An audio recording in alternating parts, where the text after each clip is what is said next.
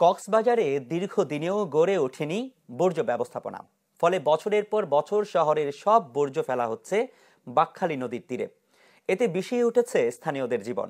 পাশাপাশি বর্জ্যের বিশাল পাহাড়ের কারণে ঢাকা পড়েছে নতুন নির্মিত সেতুটির সৌন্দর্য।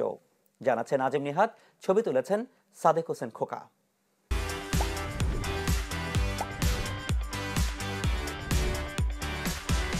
বর্জ্যের যে পাহাড়টি দেখতে পাচ্ছেন, এটি কক্সবাজারের একদম প্রাণকেন্দ্রে অবস্থিত, অর্থাৎ শহরের কস্তুরাঘাটে এই বর্জ্যের পাহাড়টি ধীরে ধীরে গত কয়েক বছরের ব্যবধানে কক্সবাজার পৌরসভা গড়ে তুলেছে। আমরা যেটি গত কয়েক বছরের ব্যবধানে দেখতে পেয়েছি, কক্সবাজারে আসলে বর্জ্য ব্যবস্থাপনার সঠিক কোনো প্ল্যান নেই এবং সঠিক কোনো পরিকল্পনাও, যে কারণে শহরের পুরো জায়গা থেকে সংগৃহীত ময়লাগুলো প্রতিদিন কয়েকশো ট্রাক করে এখানে ফেলানো হয়। ধীরে ধীরে সেই ময়লাগুলো, এখন বর্জ্যগুলো ধীরে ধীরে পাহাড়ে পরিণত হয়েছে, যার কারণে একদিকে যেমন বাঁকখালীর দূষণ হয়েছে, দখল হয়েছে, অন্যদিকে আশপাশের পরিবেশটা দুর্গন্ধে বিষিয়ে উঠেছে। এখানে এই যে জায়গাটিতে বর্জ্যের পাহাড়টি রয়েছে, সেখানে একটি নতুন সেতু তৈরি করা হয়েছে, কুরুশকুলের সাথে কক্সবাজারের যে সংযোগ সেতু সেই সেতুকে ঘিরে প্রতিদিন শত শত দর্শনার্থী এখানে ভিড় করেন এই সেতুর সৌন্দর্য উপভোগ করার জন্য। কারণ সেতুটি করা হয়েছে বাঁকখালীর একেবারে মোহনায়, সে কারণে পড়ন্ত বিকেলে এটি অত্যন্ত সৌন্দর্য উপভোগ করা যায় এখান থেকে।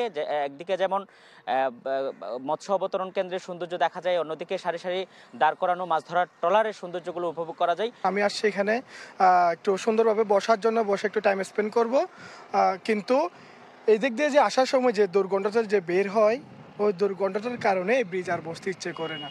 এখানে আমরা দেখি বিকালবেলায় হাজার হাজার পর্যটক এখানে আসে ঘোরার জন্য।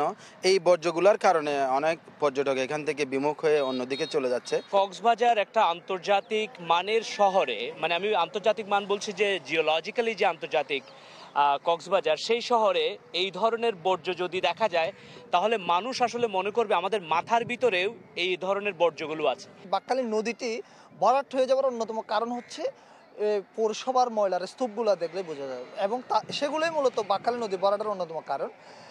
কক্সবাজারের মতো একটি পর্যটক শহরে এই যে স্বাধীনতা 53 বছর পরেও বর্জ্য ব্যবস্থাপনার আধুনিক কোনো সরঞ্জাম নেই, আধুনিক কোনো ব্যবস্থা নেই, এর চাইতে লজ্জাজনক আর কিছু হতে পারে না। এই বর্জ্যের পাহাড় একদিকে যেমন সৌন্দর্য নষ্ট করছে, অন্যদিকে পরিবেশের দূষণও বাড়াচ্ছে। কারণ এই বিশেষ করে বর্ষাকালে এই বর্জ্যের ভাগাড় থেকে ধীরে ধীরে প্লাস্টিক বর্জ্যগুলো বাঁকখালীর মোহনায় গিয়ে পৌঁছে যায়, এবং সেখান থেকে বাঁকখালী থেকে ধীরে ধীরে সেগুলো সাগরে গিয়ে মিশে যায়, যার ফলে শুধু নদী নয়, সাগরও দূষিত হচ্ছে এই বর্জ্যের ভাগাড় থেকে। তাই এটি দ্রুত সরিয়ে বাঁকখালীর নদীর মোহনা মুক্ত করার পাশাপাশি সৌন্দর্য যেমন বৃদ্ধি করা জরুরি, তেমনিভাবে মানুষের পরিবেশগত এবং যে সমুদ্র এবং নদীর পরিবেশ রক্ষা করার জন্য দ্রুত এই বর্জ্যের ভাগাড়টি এখান থেকে সরিয়ে ফেলার দাবি এখানকার সকল মানুষের।